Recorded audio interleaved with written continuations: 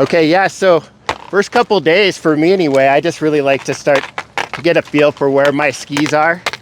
And to do that, I was thinking we could just, and this would be, I'm pretending you guys are the kids, right? Just to kind of activate our edges and knees and ankles. And this is what you would call a pressure progression. So pressure being, well, it's kind of a combination between edging and individual foot to foot. So first, what we'll have you guys do is we'll just get in a line and we'll just do edge set. So side slip to an edge set, which is a little knee edge engagement and then pressure and with a pole plant.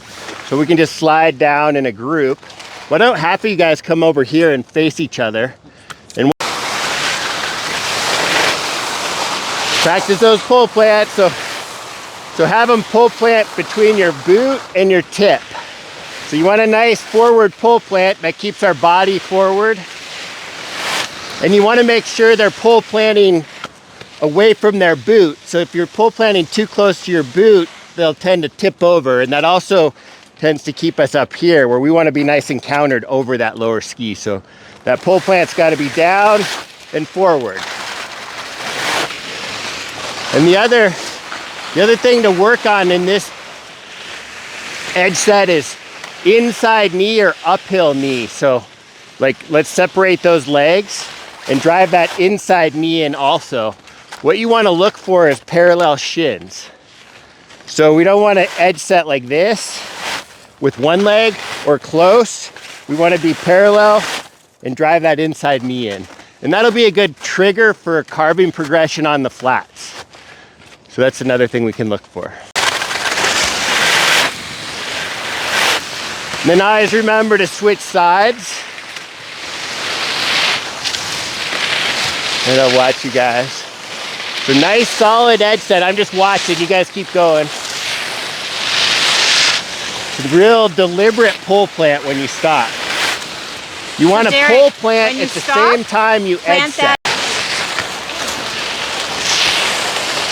So to prep for that pole plant, get your arms out here like this in a half circle and then pole plant. Pole plant. The real strong pole plant way out here, down the hill when you stop. So, what's that? I can tell what my dominant leg is. Yeah, that's why we switch around.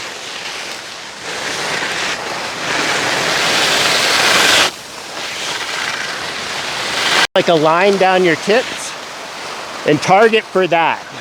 Because it's like, I've never seen anybody pole plant too far forward. So a lot of times we'll talk about making a line through your tips and target for that when you pole plant. But this is the kind of positioning you want, or upper body out over downhill ski, inside knee, a little more separation.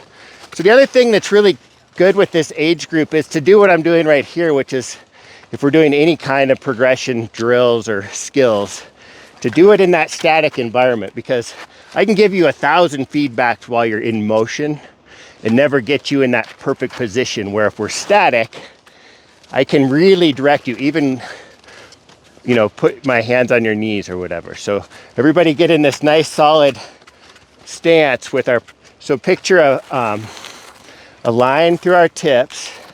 If we have too much lead, tip lead, that means we're opened up like this. We don't want that. We want our tip to be basically in the fall line. We want our knees about shoulder width apart. And you can have the kids do this with their poles. And then we want to drive that inside knee into the hill. And when you drive that inside knee, if you'll notice, it takes care of all of your upper body. So just stand here vertical and drive that inside knee.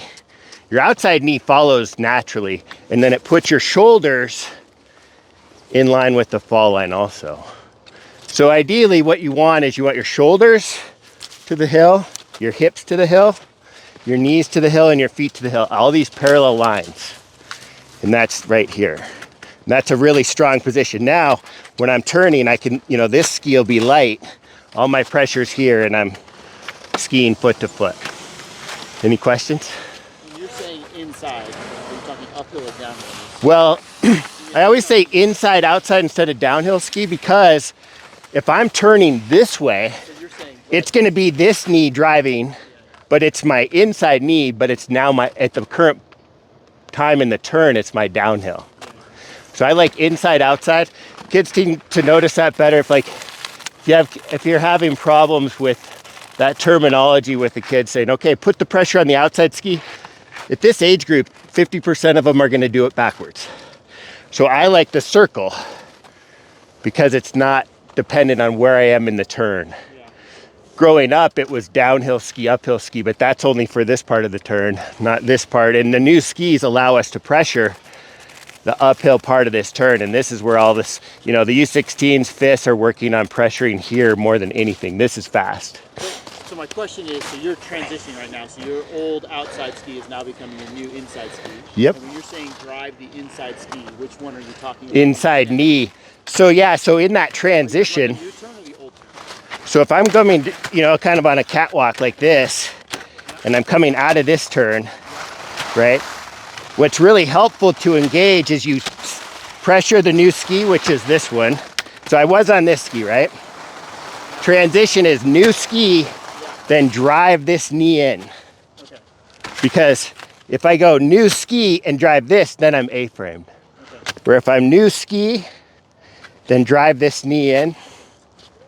You guys ever watch Scott Schmidt ski the steeps?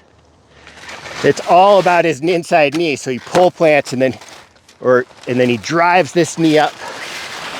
And that would be in a steep, really steep environment, which is super cool to do, but it also works for initiating a carve turn. I completely understand that. I guess where I'm getting tied up is when you're Ski at a time. And that's why we do so much one ski skiing. Yeah. Because at this age group, if we don't do the one ski skiing, we end up with a bunch of kids that are just A-framing and they just get locked into this two ski skiing.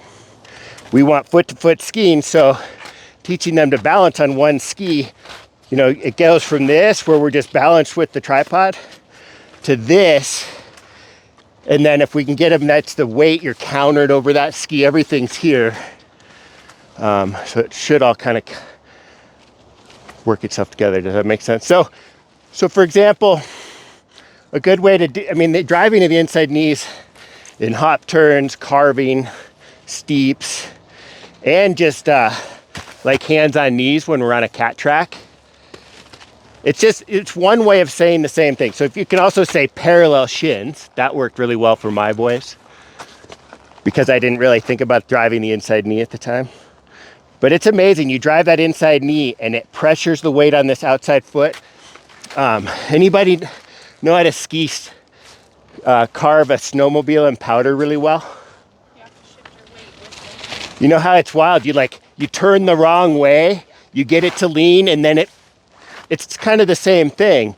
You would think driving the inside knee would pull you inside, but it doesn't. It actually does the opposite. You're driving your inside knee so that your upper body drives out because they counter each other. Did you talk about inside knee at all in your, yeah. Luke was working at this at U14. The twins are working at this at FIS in 16. It's one of those things that it's helpful through all the age groups. But the big thing though that you want to watch out for is it doesn't mean drive that inside foot forward.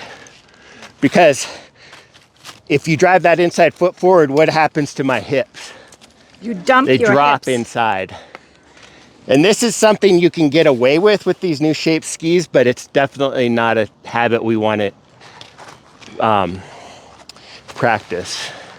So when you drive that inside knee, another thing to think of is pulling, the twins were working on pulling that new ski under them. So cocking that ankle and driving the inside ski. And then you can just stay right here.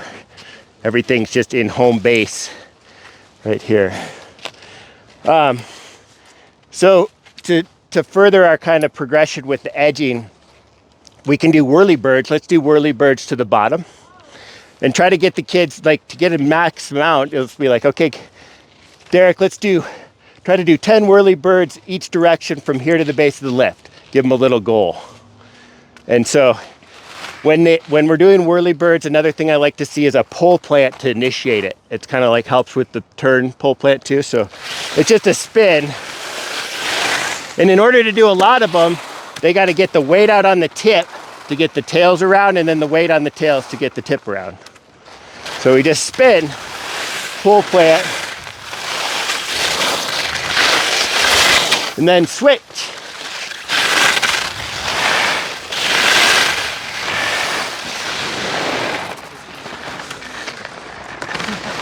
And try not to get dizzy.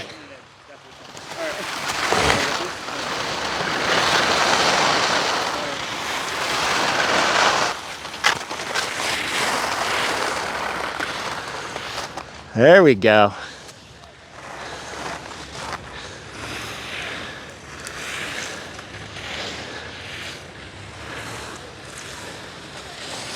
You guys are good. You're doing ballet back in the 70s?